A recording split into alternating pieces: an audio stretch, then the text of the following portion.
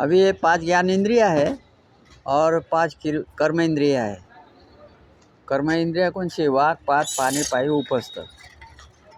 ये सब 5 ज्ञान इंद्रिय से जो भी देखा गया वो भीतर जो है वो भीतर स्टोर हो गया, वो मन में है, मन के पास रहता है। मन का काम संकल्प विषयों की कल्पना करना। जब विषय आते हैं किसी चीज़ की, अगर कहीं ज़रूरत पड़ती है, विषय आ जाता है कि करना क्या है, करना क्या है, फिर उसको कारण लगता है। कारण लगेगा तब मन और आत्मा दोनों घोड़े पे सवार हो के कहीं निकल पड़ेंगे। जहाँ उसका कारण लगा है वो चीज़ हासिल करते रहेंगे। और इसमें 9वीं कारिका में दिया है असद अकरणात, म्हणजे सद भी नहीं असद भी नहीं, म्हणजे सुख भी नहीं दुख भी नहीं। आत्मा को कैसा सुख भाई? स्वयं का आत्मा को सुख नहीं, दुख नहीं, फिर मन को क्यों भाई सुख भी नहीं चाहिए दुख भी नहीं चाहिए? जो होता है होने देने का, जो करता है करने देने का, खाली देखते रहने का। वो तो परिवर्तनशील है ना। मनुष्य पुरुष जो है, पुरुष ये शरीर जो है ना वो परिवर्तनशील है। ये शरीर सृष्टि जो है पुरुष की, ये परिवर्तनशील है। इसका परिवर्तन होता है, हर चीज़ का परिवर्तन होता है। इसीलिए समझ में नहीं आता कि सत्य है कौन। ये जो सुना रहा हूँ, स्वयं सुना रहा हूँ, तो किसको सुना रहा हूँ? अभी कौन सुन रहा है ज़रा बताइए तो। स्वयं की बात करता हूँ, हेलो हेलो स्वयं, हाँ स्वयं की बात करता हूँ, कौन सुन रहा है? आत्मा को तो कान नहीं होते, आत्मा को कान नहीं होते, आत्मा को पैर नहीं होते, आत्मा को नासिका नहीं है, आत्मा को जीवा नहीं है, आत्मा को त्वक नहीं कर सकता, देख नहीं सकता, सुन नहीं सकता, चल नहीं सकता। फिर चल कौन रहा है? सत्य क्या सत्य?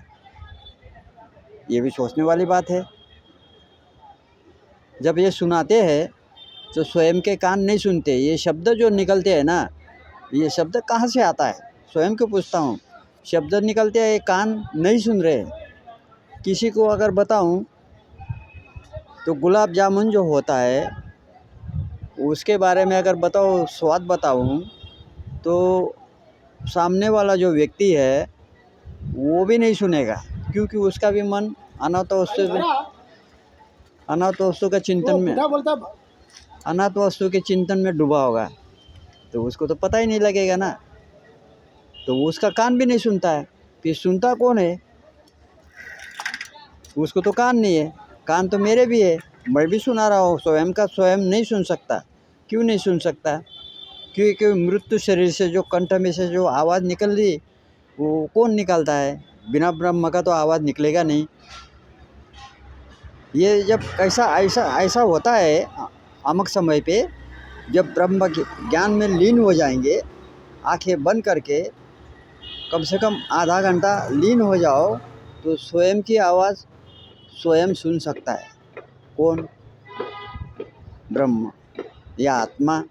आत्मा वही परमात्मा है, वही सुन सकता है।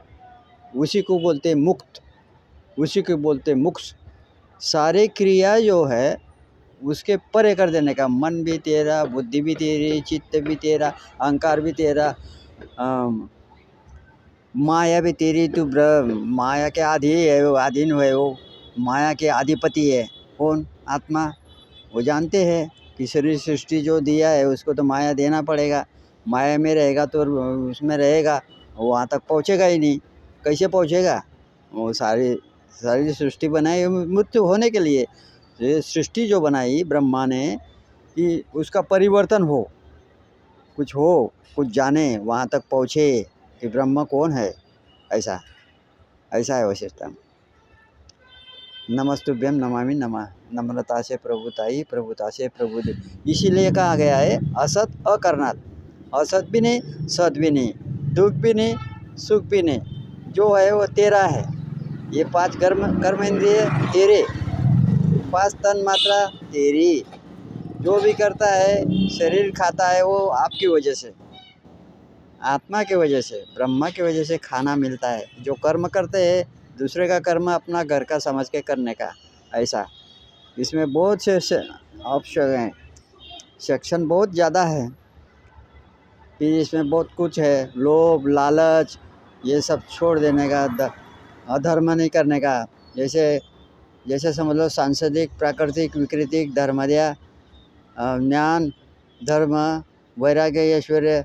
तो पुरुष क्या करता है, ये छोड़ ही देने का, ये सब ये रखने का, ये ऐसा नहीं करने का। कौन सा अधर्म, अज्ञान, अज्ञान में आके कुछ करना नहीं, राग आना नहीं चाहिए। जिसको लगाव होता वो भी उसका काम, वो लगाव रखने का ही नहीं, वो तू जान तेरा काम जाने।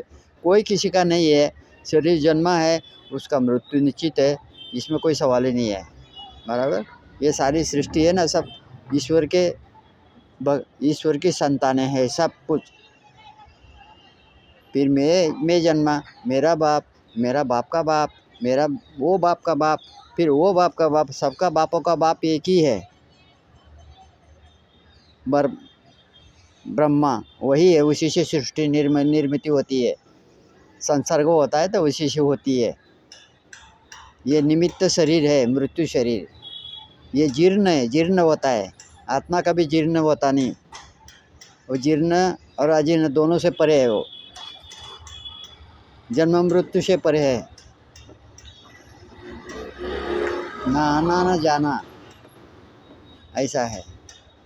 अविनाशी है, आत्मा अविनाशी है, पुरुष को नाश है, तो शरीर चलेगा कैसा। इसीलिए अंदर आत्मा बिठाया है कि इतना भी अगर मार लग जाए तो शरीर को लगता है, आत्मा को कुछ लगता नहीं। आदमी जब सोता है तो नींद लगती है, जब जागते रहता है। जब तक जन्म में आता तब तक आत्मा अपना जागते रहता है, ऐसा ड्यूटी वो करता है शरीर की, चला के वो लेके जाता है, खाना वो खिलाता है, कर्म आत्मा करता है, खाना खिलाता है, कर्म करता है, आत्मा लेके जाता है जहाँ चाहिए वहाँ। आत्मा है तो देखने को मिलता है कि देखेगा कैसा। आत्मा है तो कान सुनते हैं, लेकिन क्या सुनना चाहिए क्या नहीं सुनना चाहिए ये पता नहीं होता। कान को जो अच्छा लगता है वही सुनता है। नमस्तुभ्यम नमामि नमः। लाइक कीजिए, शेयर कीजिए। देखने वाले का मैं स्वागत करता हूँ। सूरत से बोल रहा हूँ, अभिमान वेणु गुजरे। मेरा मोबाइल नंबर 9586578926। लाइक कीजिए, शेअर कीजिए। इसी का अर्थ ये है, असत अकरणात, म्हणजे सत्कर्मात भी नहीं, असत्कर्मात भी नहीं, दोनों में नहीं। फिर उपादान ग्रहणात, उपादान जो करते हैं उसके ग्रहणात, फिर वो अलग अलग व्याख्या हो जाती। नमस्तुभ्यम।